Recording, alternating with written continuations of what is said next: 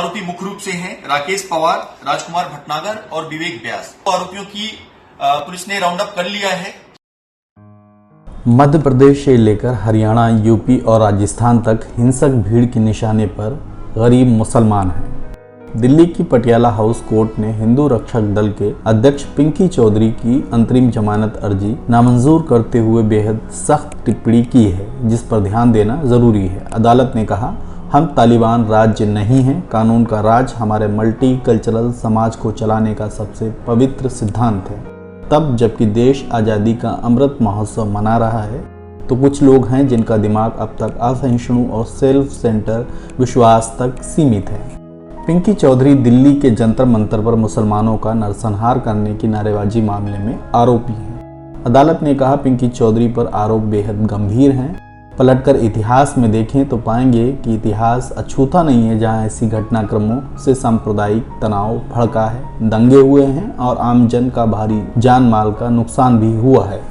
इसके संदर्भ में कुछ हालिया घटनाएं हैं जो बताती हैं कि मुसलमानों के खिलाफ नफरत का एजेंडा भारतीय जनमानस को किस हद तक प्रभावित किए है। निशाने पर बेहद गरीब मुसलमान हैं जो इसी बहुसांस्कृतिक समाज के बीच अपनी रोजी रोटी कमाते हैं। उत्तर प्रदेश से लेकर मध्य प्रदेश, हरियाणा और राजस्थान तक ये सब निशाने पर हैं।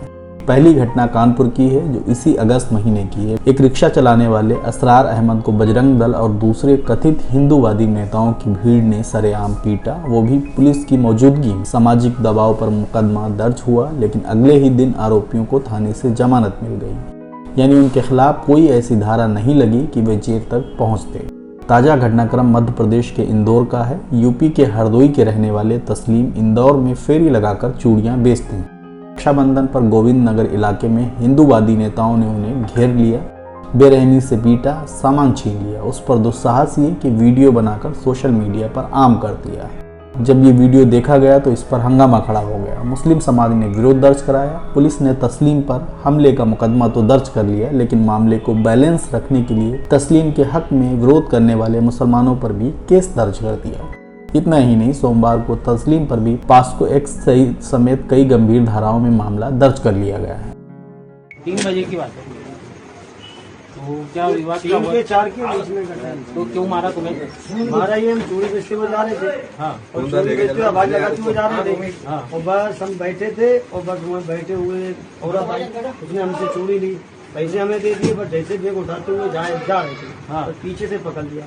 तो वो जैसे बोल रहा है कि छेड़ाछाड़ी करी, ऐसा कुछ हुआ था क्या? झूठ बात है ना। हमने पुलिस लेके मोहल्ले में भी तक गए थे। थाने गए थे? थाने भी गए। तो थाने वाले ने क्या बोला? थाने वाले गए, थाने वाला के ठीक है, वो बजरंग दल वाले, लेकिन जो भी किया सब गलत किया है, लेकिन अब तुम अपनी जान बचाते थाने वाले ऐसा बोल रहे हैं। माल मिलेगा नहीं तुम्हारा, माल तो सारा बंटवा दिया है। पैसा जो हमारा खोसा था वो से भी निकाला, वीडियो में पैसे भी निकाल दिया। पैसे अंदर हम निकालने रहे, 3-4 लोग चिमट गए, 45-48 रुपए ऐसे थे कुछ, तो अंदर चिमट के फिर निकाल दिया हमारे। कल जो बाणगंगा थाना क्षेत्र में घटना हुई, जिसमें चूड़ी वाले के साथ कुछ लोगों ने मारपीट करी और इसके बाद वीडियो वायरल किया, उसमें एफआईआर दर्ज कर ली गई है।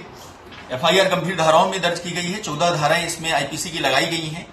इसमें एफआईआर अज्ञात पे थी, वीडियो था पुलिस के पास में, जिसमें कि पुलिस ने वीडियो को देख करके आरोपियों की पहचान कर ली है। उसमें 3 आरोपी मुख्य रूप से हैं राकेश पवार, राजकुमार भटनागर और विवेक व्यास। बाकी इन लोगों ने उकसाया लोगों को मारने के लिए। इन 3 आरोपियों में, मुख्य आरोपियों में से 2 आरोपियों की पुलिस ने राउंड अप कर लिया है और एक तीसरे आरोपी की लोकेशन पुलिस ने ट्रेस कर ली है। इसको पकड़ने के लिए पार्टी रवाना कर दी गई है। इसे भी बहुत जल्दी राउंड अप कर लिया जाएगा।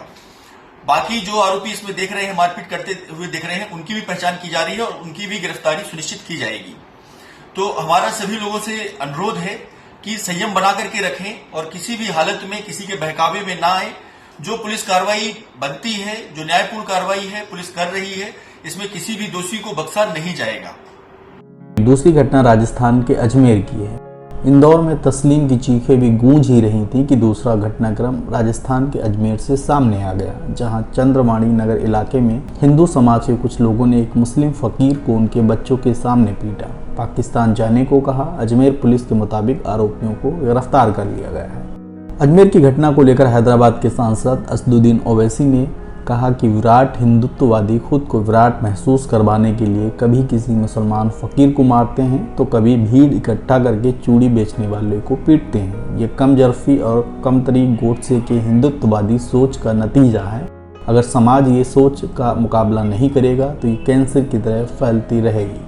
हरियाणा में भी कश्मीर के कुछ युवकों को निशाना बनाया गया, लेकिन कश्मीर प्रशासन के हस्तक्षेप पर हरियाणा में आरोपियों के खिलाफ कार्रवाई हो गई। इसी बीच झारखंड से भी एक मुस्लिम युवक को कथित रूप से ट्रेन से फेंके जाने का मामला सामने आया है, जो कि केरल से मजदूरी करके लौट रहे थे। एक साथ हिंसा का ये पूरा सिलसिला चढ़ पड़ा है, जिसको और हवा दी जा रही है। कानपुर में जब रिक्शा चालक असरार भीड़ का शिकार बने थे, तब आरोपियों के बचाव में सैकड़ों लोग पुलिस अधिकारियों के आवास के बाहर धरने पर बैठ गए और उनकी रिहाई की मांग करने लगे। ठीक उसी तरह इंदौर में भी तस्लीम के साथ मारपीट के आरोपियों के बचाव में मंगलवार को एक बड़ा प्रोटेस्ट हुआ है, जिसमें सैकड़ों की संख्या में लोग सड़क पर आए और आरोपियों को रिहा करने की मांग कर रहे हैं।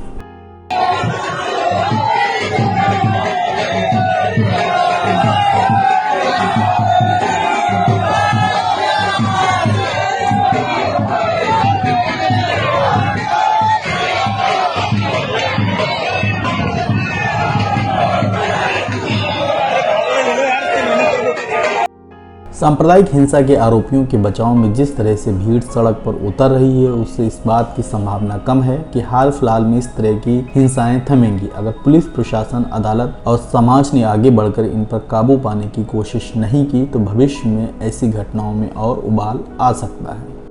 आपसे अपील है कि हमारी वीडियो पसंद आई हो तो हमारे चैनल को लाइक, सब्सक्राइब जरूर कीजिए और इस वीडियो को शेयर कीजिए।